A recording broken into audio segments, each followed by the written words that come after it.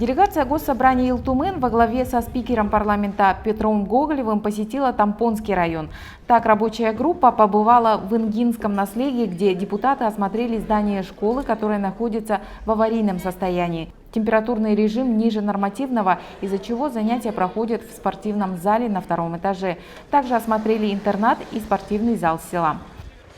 Затем парламентарии ознакомились с ходом строительства объектов поселка Хандыга, строящуюся библиотеку и гимназию имени Штырова. Встретились с коллективом Дома культуры Манчары, с воспитанниками детского реабилитационного центра «Светлячок», а также с активом района.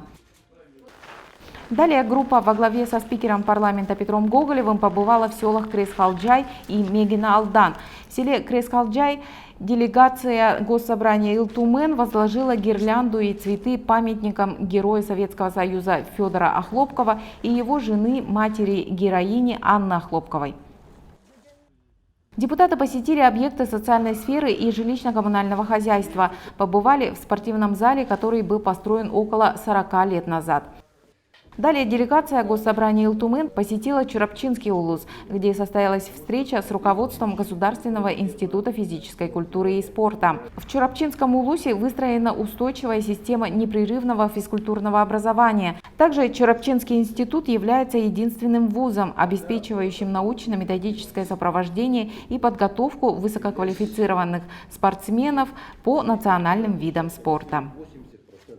Сегодня в институте по очной форме обучаются 328 студента и 383 по заочной.